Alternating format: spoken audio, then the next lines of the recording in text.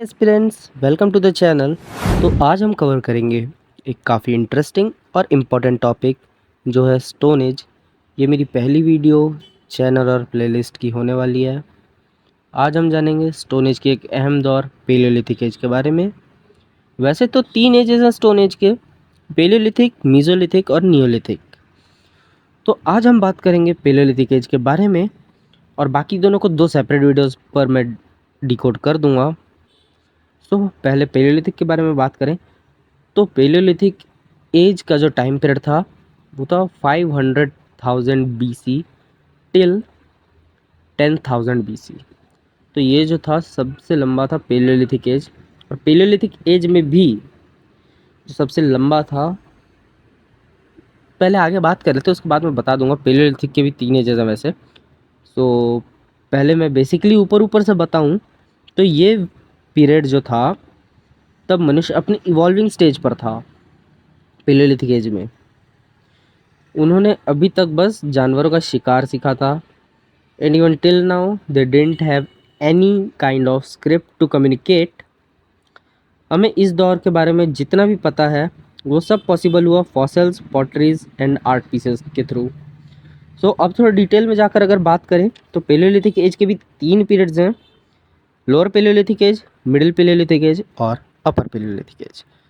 तो इसमें जो सबसे लंबा पीरियड था वो था पेलियोलिथिक एज का, जो था 500,000 BC टू 50,000 BC। आज हम केवल लोअर पेलियोलिथिक को डिकोड करेंगे और बाकी दोनों को मैं 2 अलग अलग शॉर्ट्स में समझा दूंगा, क्योंकि सबसे लंबा पेलियोलिथिक ही था, इसी के बारे में है जो जानने लायक है। और बाकी दोनों को, वो दोनों बहुत छोटे छोटे टॉपिक्स है और थोड़ा मतलब आगे एक्सप्लेन करूं। सो पेलियोलिथिक उस दौर को कहा जाता है जब आइस एज से स्टोन एज की शुरुआत हुई थी। उस समय के इंसान को पेलियोलिथिक मैन कहा जाता था। तो पेलियोलिथिक मैन के हम अगर बात करें कि पेलियोलिथिक मैन घर कहाँ ढूंढते थे, उस टाइम घर तो होते नहीं थे, उस टाइम केव्स होते थे। और जो केव्स होते थे वो, जो पेलियोलिथिक मैन थे वो ऐसी जगह ढूंढते थे जहाँ पे उनको अच्छा खासा वाटर सप्लाई मिल जाए और वहीं पास में एक फॉरेस्ट हो, ताकि उनको शिकार करने के लिए भी अच्छी जगह मिल जाए पास ही में और उनको वाटर सप्लाई की भी कोई दिक्कत ना हो। मतलब उनको अच्छे से पानी भी मिल सके, उनको अच्छे से खाना भी मिल सके। और अभी तक लोअर पेलियोलिथिक एज में अभी तक उन्होंने फायर का यूज़ करना नहीं सीखा था, उनको फायर का इस्तेमाल नहीं आया था। उनको बस इतना पता था कि आग होती है और आग से हमें नुकसान पहुंच सकता है, इतना ही पता था। तो उन्होंने अभी तक आग का उपयोग करना चालू नहीं किया था। वो जो केव में रहते थे वहाँ वो एक पूरी की पूरी कम्युनिटी बना के रहते थे। वो काफ़ी सारे लोग, 15-20 काफ़ी सारे लोग एक ही केव में रहा करते थे। पर क्या होता था, कई सारे जो मतलब कम्युनिटीज़ हैं वो अलग अलग होके रहते थे। जैसे आपके कोई रिलेटिव्स होंगे, मामा चाचा, वो लोग अलग रहते होंगे और आप दादा दादी के साथ रहते होंगे। तो वैसे ही काफ़ी बार ऐसा होता था कि वो अलग अलग रहते थे अलग अलग जगह में, जहाँ वो सूटेबल थे, जिस जगह में उनको अच्छा लगता था कि हमें यहाँ पे मिल सकता है और जिनको लगता था कि नहीं हमें यहीं पे ठीक मिल सकता है, हमें सप्लाई यहीं पे ठीक मिल रहा है, हमें अच्छे से खाना भी मिल जा रहा है, हमें अच्छे से पानी भी मिल जा रहा है। इंडिया में रॉबर्ट ब्रूस फुट, इनका नाम काफ़ी ज़्यादा फेमस है। कॉज क्या है ना, जो ब्रूस फुट थे, नाम कैसा कैसा रहता है यार अंग्रेज़ों का, तो नाम पे ध्यान ना देते हुए हम बात करें कि मैं जो बोल रहा था, तो रॉबर्ट ब्रूस फुट ये एक ऐसे इंसान थे जिन्होंने यहाँ मतलब इंडिया में प्री हिस्टोरिक हिस्ट्री के ये फादर माने जाते हैं। इन्होंने सबसे पहला स्टोन टूल निकाला था ढूंढ के। इन्होंने सबसे पहला स्टोन टूल ढूंढा था इंडिया के अंदर, तमिलनाडु के पल्लवरम सिटी में। और उस हैंड एक्स का नाम था पल्लवरम हैंड एक्स। तो इन्हें इंडिया का प्री हिस्टोरिक हिस्ट्री का फादर बोला जाता है। मिडिल पेलियोलिथिक एज, ये एज 100,000 BC से लेकर 40,000 BC तक रहा। इस दौर तक आते आते क्लाइमेट और उनके टूल्स में काफ़ी एडवांसमेंट हो गए थे। जैसे क्लाइमेट अब हल्का गर्म होने लगा था, उनके टूल शार्प, हल्के और छोटे हो गए थे, जिनका इस्तेमाल वे हंटिंग और मीट कटिंग में किया करते थे। काफ़ी आर्टिफैक्ट्स मिले हैं उन टूल्स के कई अलग अलग जगहों पर। उनमें से दो हैं Tungabhadra valley and Narmada valley. और उनके केव्स की बात करी जाए तो मध्य प्रदेश के भीमबेटका केव्स उनके मुख्य स्थलों में से एक रहे हैं। ये केव्स लोअर पेलियोलिथिक और मिडिल पेलियोलिथिक दोनों में ही पेलियोलिथिक मैन के मुख्य स्थल बने रहे। टूल्स बनाने के लिए वे एक बड़े पत्थर को तोड़ देते थे और उन पत्थर में से जितने टुकड़े होते थे उनमें से बड़े टुकड़ों को वो कोर्स बोलते थे और जो छोटे टुकड़े होते थे उन्हें वे फ्लेक्स बोलते थे, ऐसा माना जाता है। इस दौर में कोर और फ्लेक दोनों का इस्तेमाल किया जाता था, लेकिन लोअर पेलियोलिथिक और मिडिल पेलियोलिथिक के डिफरेंस में ये है कि लोअर पेलियोलिथिक में सिर्फ कोर बेस्ड टूल्स बनाए जाते थे और यूज़ किए जाते थे, लेकिन मिडिल पेलियोलिथिक में इन दोनों का ही इस्तेमाल होता था। और मिडिल पेलियोलिथिक में सभी लोग फ्लेक्स से बने टूल जैसे चॉपर्स, नाइफ्स का ज़्यादा यूज़ करने लग गए थे।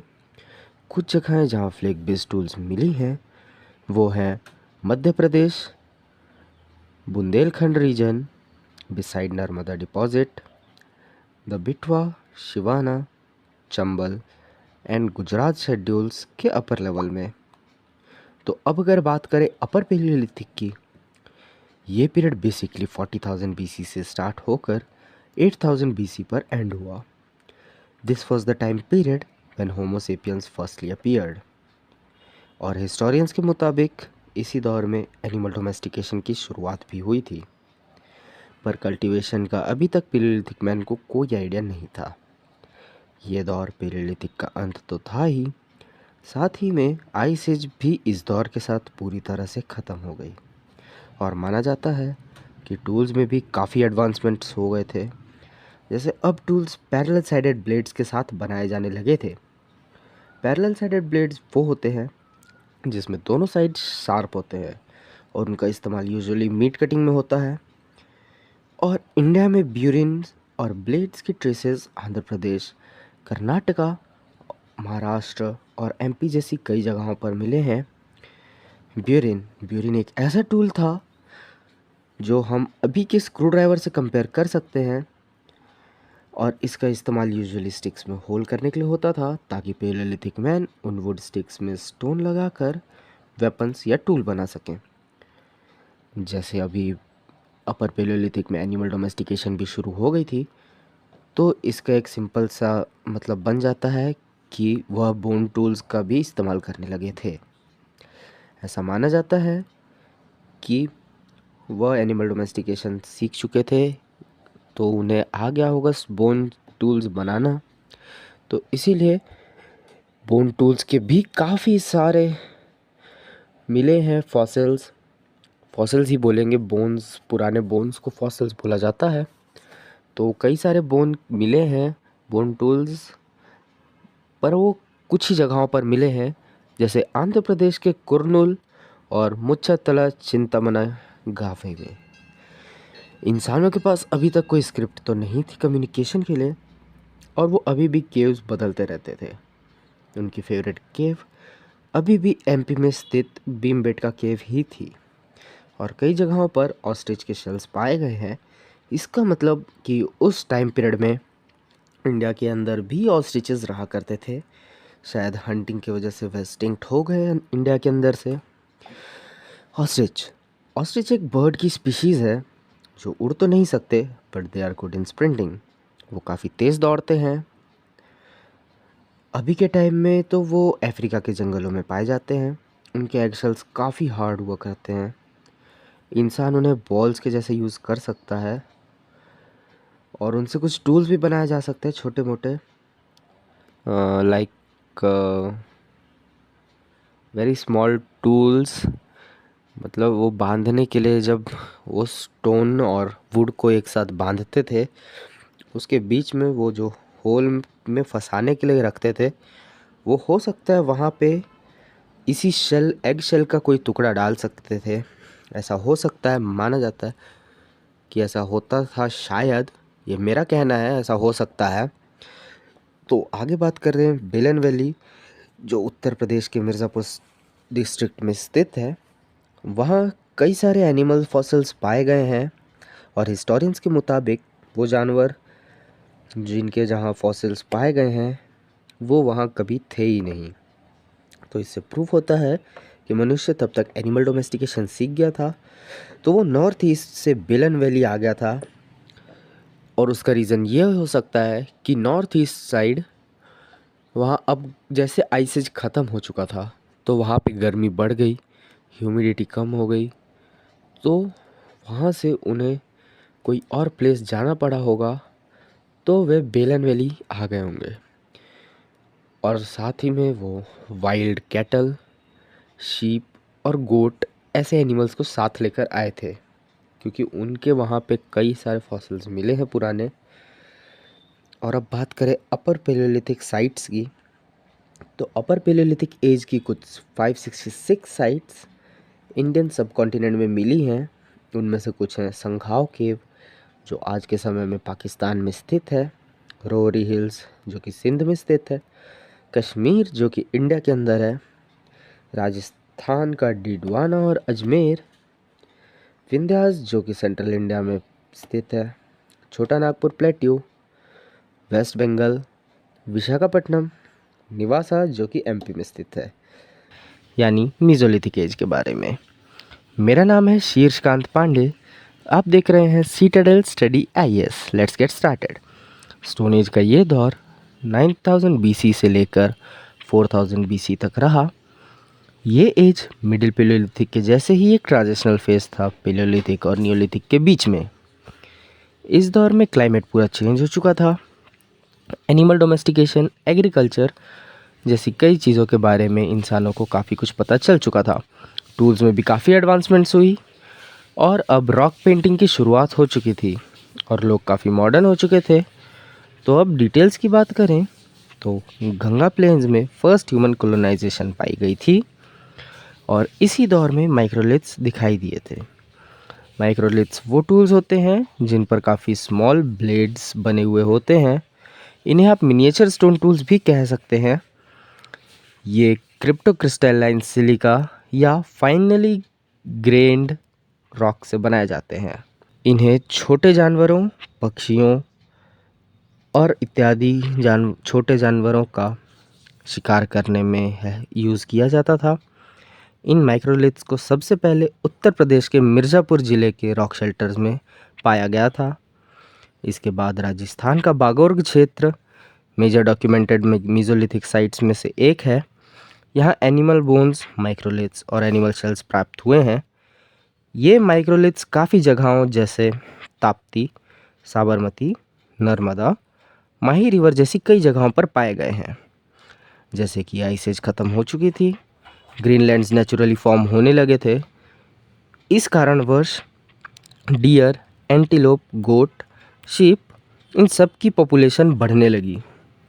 अब इंसान सिर्फ हंटर ही नहीं था, वह एनिमल डोमेस्टिकेशन, ब्रीडिंग और फूड हैबिट्स के बारे में सीखने लगे थे। एमपी के आदमगढ़ में एनिमल डोमेस्टिकेशन के सबसे पुराने सबूत मिले हैं और उनमें वाइल्ड डॉग, शीप, गोट ये सबसे ज़्यादा पाले जाने वाले जीव हुआ करते हैं, ऐसा माना गया है इतिहासकारों का। और इसके साथ ही वे जानवरों के खाल से बने कपड़े पहनना शुरू कर चुके थे। इसी दौर में एग्रीकल्चर की शुरुआत हुई। सबसे पहले पाए जाने वाले क्रॉप्स वीट, बार्ले और राइस। इस दौर के लोगों को आर्ट काफ़ी पसंद था। वे केव्स के अंदर, केव्स के ऊपर पेंटिंग किया करते थे। उन पेंटिंग्स की टॉपिक हुआ करती थी wild animals, hunting and dancing. India के अंदर कुल 150 रॉक आर्ट साइट्स हैं जो कि मीजोलिथिक एज से बिलोंग करती हैं, जिसमें भीमबेटका केव्स, कांवर, जावरा, संबलपुर, सुंदरगढ़, इज़तू गुहा जैसी कई साइट्स शामिल हैं। गुजरात का लंघांज, वेस्ट बंगाल का बुरहानपुर इम्पॉर्टेंट मेसोलिथिक साइट्स में गिनी जाती हैं। इन जगहों पर ह्यूमन स्केलेटन्स, डायनासोर्स और ब्लैक बक की बोन्स काफ़ी बड़ी संख्या में माइक्रोलिथ्स पाए गए हैं। ह्यूमन उस टाइम कई अलग अलग जगह रहा करते थे, जैसे राजस्थान का Bagor, Gujarat, central India, eastern India और यूपी की बेलन वैली। यूपी की बेलन वैली में प्लांट्स के कई ट्रेसेस पाए गए हैं। हंटिंग तो उनका मेन सोर्स था ही, अब वे फिशिंग भी करने लग गए थे। उनको ये आइडिया हो चुका था कि केवल हंटिंग ही नहीं, हम फिशिंग करके भी हमारे जीवन का गुजारा कर सकते हैं। तो वे अब फिशिंग भी चालू कर चुके थे। उन्हें कपड़ों के बारे में भी पता लग गया था। वो जानवरों की खाल से बनी कपड़े पहनते थे। उन्हें एनिमल डोमेस्टिकेशन के बारे में भी आइडिया हो गया था और उन्हें एग्रीकल्चर का भी आइडिया हो चुका था। उनको एग्रीकल्चर का आइडिया ऐसे हुआ कि जैसे जैसे ग्रीनलैंड्स फॉर्म होना चालू हुई, वैसे ही कुछ क्रॉप्स जैसे वीट, राइस और बार्ले ये नेचुरली ग्रो होना चालू हुए। तो उन्हें थोड़ा बहुत आइडिया हो गया कि हाँ, ऐसे एग्रीकल्चर हो सकती है। नियोलिथिक की शुरुआत करते हैं आज, और इस एक वीडियो में हम इसे पूरी तरह समझने की कोशिश करेंगे। तो मेरा नाम है शीर्षकांत पांडे, आप देख रहे हैं citadel study IAS। Let's get started. तो बेसिकली ये दौर 6500 BC से लेकर 4000 BC और कुछ जगहों जैसे मेहरगढ़ और भिराना में 2000 BC तक रहा। तो ये एज एक एंड था स्टोन एज का। According to this was the most improved and modernised time period of stone age. इस दौर में काफ़ी नई चीज़ें इन्वेंट हुई थी जो आज के समय में बहुत ज़्यादा यूज़ में रहती हैं, जैसे पॉटर्स व्हील। और अब इंसान धीरे धीरे एनिमल हंटिंग और प्लांट गैदरिंग से डोमेस्टिकेशन की तरफ बढ़ रहा। ये डोमेस्टिकेशन भी दो टाइप्स की होती थी। पहली तो एनिमल डोमेस्टिकेशन और दूसरी प्लांट डोमेस्टिकेशन। तो एक एक करके इन दोनों के बारे में जानते हैं। प्लांट डोमेस्टिकेशन वो होता है जब इंसान अपनी ज़रूरत से ज़्यादा खाद्य पदार्थ उगा लेता है और उसे स्टोर करके रखना पड़े। उससे अभी के समय में उसे प्लांट डोमेस्टिकेशन बोला जाता है। अब बात करें एनिमल डोमेस्टिकेशन की, तो एनिमल डोमेस्टिकेशन वो होता है जब इंसान किसी एक जानवर का पूरा पालन पोषण करे और उस जानवर का इस्तेमाल करता है। अब दोनों को एक एक एग्जाम्पल से आपको समझाने की कोशिश करते हैं हम। मान लीजिए कि हमने एक खेत में धान बो दी है। जब फसल कटी तो हमारे पास में 600 kg होती, तो चावल हमें स्टोर करके रखना पड़ता काफ़ी लंबे टाइम के लिए। तो इसे बोलते हैं plant domestication. Just like this, मानिए कि मेरे पास एक गाय है, मैंने उसको मिल्क के लिए कहीं से पकड़ के ले आया और अब उसके खाने पीने से मुझे कोई फ़र्क नहीं पड़ता है। वो बस सूखा चारा डाल देता हूँ या उसको बस ऐसे ही छोड़ देता हूँ। और तो ऐसे में जब तक वो फूड मुझे मिल्क प्रोवाइड करेगी वो गाय, तब तक मेरे लिए ठीक है। और जब वो गाय दूध देना बंद कर देगी, मैं कोई दूसरी गाय ले आऊँगा। ये होता है एनिमल कीपिंग। और वहीं अगर मैं उस गाय का अच्छे से ध्यान रखता, टाइमली उसे ब्रीड करवाता, उसके अच्छे से ध्यान रखता, उसको अच्छे से खाना देता, उसको अच्छे से पानी देता, तो वो मुझे काफ़ी लंबे टाइम तक दूध देती। तो इससे हमें मालूम होता है कि इंसान प्लांट्स और एनिमल्स के साथ अच्छे रिलेशन बना रहा था धीरे धीरे। ये प्लांट डोमेस्टिकेशन ही आगे बढ़कर एग्रीकल्चर में डेवलप हुई और अब वो एक सैनिटेटरी लाइफ स्टाइल की तरफ बढ़ गए थे। वो अब जगह जगह भटकने की बजाय एक जगह पर घर बनाकर रहने लगे थे। तो इसी तरह शुरुआत हुई ह्यूमन शेल्टर्स की। अब लोगों ने घर बनाने शुरू कर दिए थे जो कि सर्कुलर और रेक्टेंगुलर शेप में हुआ करते थे। मोस्टली मड से बने हुए होते थे। जो प्लांट डोमेस्टिकेशन से एक्स्ट्रा ग्रेन्स बचती थी उन्हें वे लोग ग्रेनरीज में स्टोर करके रखते थे।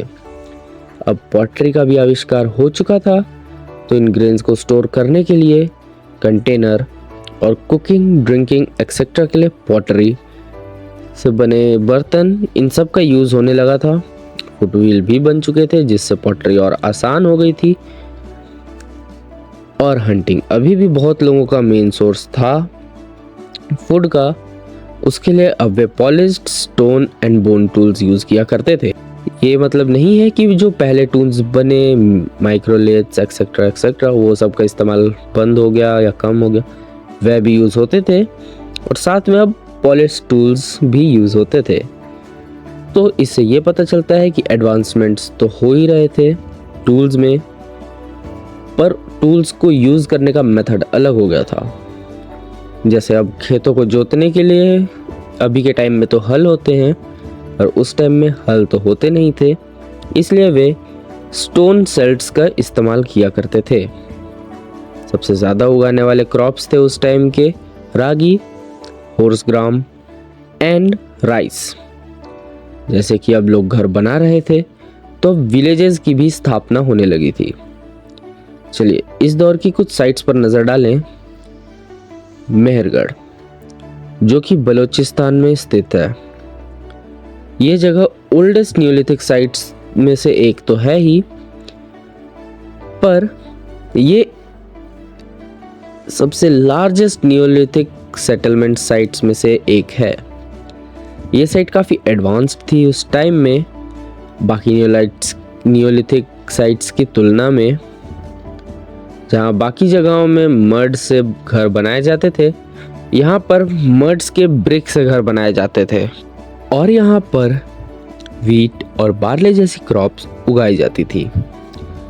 फ्रॉम द वेरी बिगनिंग वहाँ पर हर न्यूलिथिक साइट के कंपैरिजन में ज़्यादा ग्रैनरीज मिली हैं, जिस वजह से बलूचिस्तान के मेहरगढ़ को ब्रेड बास्केट भी कहा जाता था। और ये ग्रैनरीज भी मड ब्रिक्स की ही बनी हुई होती थी। पॉटर्स व्हील भी वेस्टर्न एशिया के सबसे पहले मेहरगढ़ में आई थी। फिर वहाँ से पूरे सब कॉन्टिनेंट में ये चीज़ स्प्रेड हुई एंड अराउंड 4500 BC में पॉटरी बनाने की टेक्निक फैली, क्योंकि 4500 BC के बाद बहुत ही लार्ज स्केल में आर्कियोलॉजिस्ट को पॉटरी मिलना शुरू हुई थी। और अब बात करें एनिमल डोमेस्टिकेशन की, तो यहाँ के लोग गोट, शीप और कैटल्स इनको डोमेस्टिकेट किया करते थे। अब बात करें इंडिया के कश्मीर में स्थित दो जगहों की, तो गुफरकाल और बुरज़होम, इन दोनों जगहों का नाम किसी मतलब से रखा गया है। गुफरकाल का मतलब होता है the cave of the Potter और बुरज़होम का मतलब होता है द प्लेस ऑफ ब्रिज। ये एक तरीके की लकड़ी होती है। इन दोनों जगहों पे किसी एक लेक के पास ड्वेलिंग पिट्स बनाकर रहा करते थे लोग।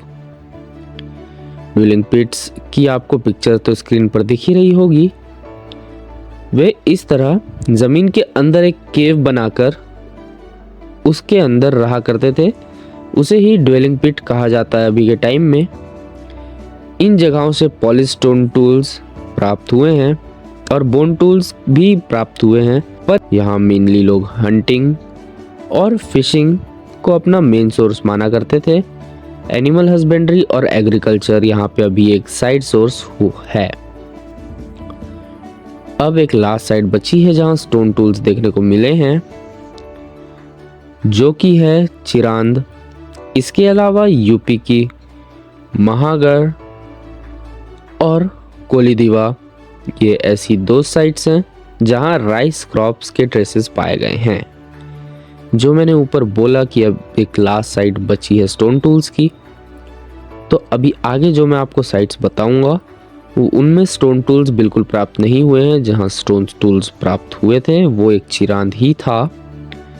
तो नियोलिथिक एज की कुछ और साइट्स के बारे में बात करें तो चोपानी मांडू, असम और मेघालय की गारो हिल्स और साउथ इंडिया के अंदर अप्रॉक्सीमेटली 850 सेटलमेंट साइट्स देखने को मिली हैं, जैसे आंध्र प्रदेश, कर्नाटका, तमिलनाडु जैसी जगहों। यहाँ मिलेट और पल्स फार्मिंग के कुछ ज़्यादा ही ट्रेसेस मिले हैं, पर कई सारी न्यूलिथिक साइट्स देखने को मिली हैं। इन तीनों साइट में हमें ऐश माउंट बहुत ही ज़्यादा स्केल में देखने को मिले हैं। ऐश माउंट वो होते हैं जब एक जगह पर बहुत सारी राख जमा हो। अब हमें कवर करना है चालकोलिथिक एंड मेगालिथिक। इन दोनों के बारे में हम एक ही वीडियो में जानकारी देने की कोशिश करेंगे ताकि आपका ज़्यादा समय वेस्ट ना हो। तो मेरा नाम है शीर्षकांत पांडे, आप देख रहे हैं citadel study IS। Let's get started. Chalcolithic as, ये एज कुल 4000 BC से 2000 BC तक रहा। ये एज प्री हड़प्पन फेज में शुरू हुआ था। इस एज की शुरुआत से ही लोगों ने धातु जैसे कॉपर और लो ग्रेड ब्रॉन्ज का उपयोग करना शुरू कर दिया था। This is the main reason why this phase is called chalcolithic age. Chalco means copper and lithic means stone, so it makes chalcolithic, which means copper stone age। इस as में animal rearing और rural settlements होने लगे थे। Rural settlements का मतलब होता है कि places comparatively low population where the people largely depend on their agriculture for their livelihood. These are called rural settlements, like accessibility and availability of water. Rural settlements can take different shapes. इस age के दौरान copper tools बनाए गए थे, जैसे knife, fishing hooks, axe, pins, chisels and rods. इस दौर में घर बनाने के लिए स्टोन और मड ब्रिक्स का यूज होता था, और बेक्ड ब्रिक्स राजस्थान के गिलुंड साइट में ही प्राप्त हुए थे, और बाकी जगह इन बेक्ड या बर्न ब्रिक्स का कोई भी साक्ष्य नहीं प्राप्त हुआ। चालकोलिथिक एज के लोग ज़्यादा शहरी ख्यालों के नहीं थे। इन्हें विलेज सोसाइटी कहा जाता है। सोशल इनइक्वालिटी की शुरुआत भी इसी सोसाइटी से हुई थी, जहां विलेज के चीफ को रेक्टेंगुलर और बड़े घरों में रहते थे, और वहीं बाकी आम जनता सर्कुलर और छोटे झोपड़ों में रहा करते थे। इस दौर की असली पहचान इसके कुछ पॉटरी के कुछ डिजाइन्स हैं, जैसे Polychrome painted pottery, red and black pottery and occur coloured pottery. India के नॉर्दर्न पार्ट जैसे राजस्थान, पंजाब, हरियाणा और वेस्टर्न यूपी में ऑकर कलर्ड पॉटरी के साक्ष्य मिलते हैं। इस दौर में ऑर्नामेंट्स भी काफी प्रचलित हो गए थे। अब महिलाएं शेल्स और स्टोन से बनी आभूषण का प्रयोग करने लगी थी, और सेमी प्रीशियस स्टोन जैसे स्टेटाइट, क्वार्ट्ज क्रिस्टल से मोतियों की मालाएं बनाया जाती थी। इस दौर में बहुत सी संस्कृतियां पाई गई हैं, और उनके नाम उनकी ज्योग्राफी के हिसाब से रखे गए। जैसे राजस्थान में आहार एंड बानस कल्चर सबसे पुराना भारतीय चालकोलिथिक साइट में से एक है, और इसमें एग्जीवेटेड साइट्स हैं उदयपुर, भीलवाड़ा, राजमंद डिस्ट्रिक्ट में ये स्थित है। स्टोन टूल्स और राइस कल्टीवेशन के प्रमाण मिले हैं इन्हीं साइट्स में, और रिच सिरेमिक ट्रेडिशन के भी साक्ष्य मिलते हैं। अब आते हैं मेगालिथिक एज।